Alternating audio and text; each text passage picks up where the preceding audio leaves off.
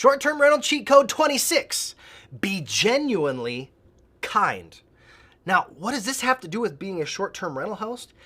We are in the hospitality business. If you are not kind, there is a key factor you're missing. It's hospitality, right? This white glove type of service where we reach and go above and beyond what most people expect. Now, this is a quote that I absolutely love. This is from Mr. Rogers, right? You gotta be a good neighbor. He says, there are 3 ways to ultimate success. The first way is to be kind. The second way is to be kind.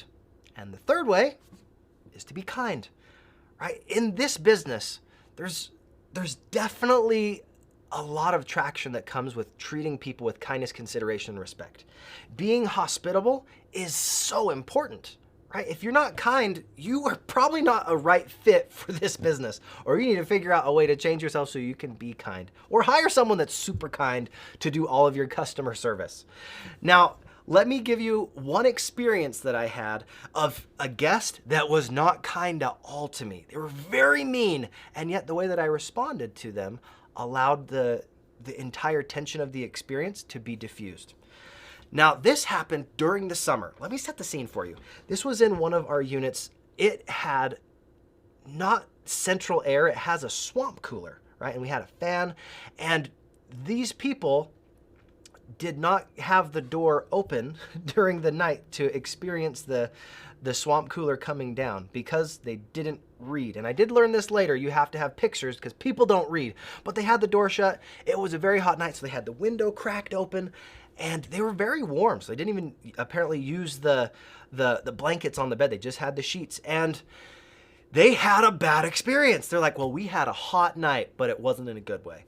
And I thought that was a really funny quote. But I talked to them that night, I talked to them the next morning when they called me, and they were really mad on the phone. They're like, oh my goodness, someone was smoking outside of our window. And I was like, whoa, what? Someone was smoking outside your window? There's no smoking on our property. So I had to do some research. I was able to find out that we had someone, he wasn't even a gardener, he wasn't supposed to be there, but he came over and he was smoking outside behind the unit so that nobody could see him.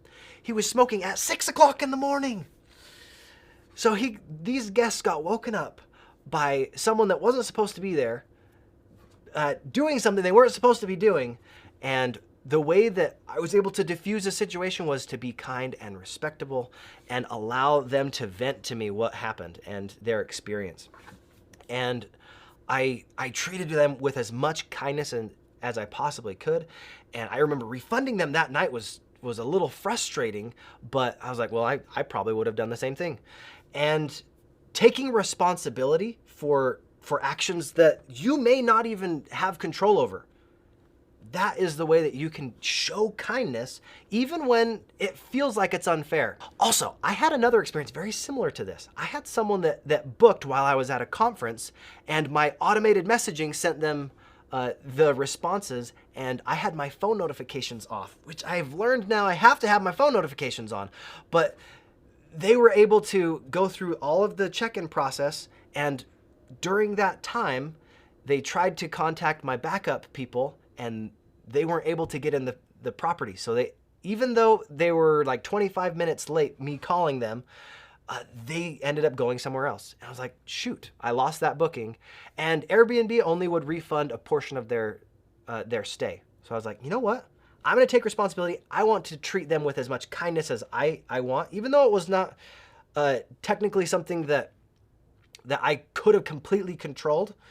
I said, I'm gonna take responsibility, and I ended up paying them the entire refund, even though I didn't have to, right? Because we're in the business of treating people with kindness and consideration, right? I wanna treat people the way I wanna be treated.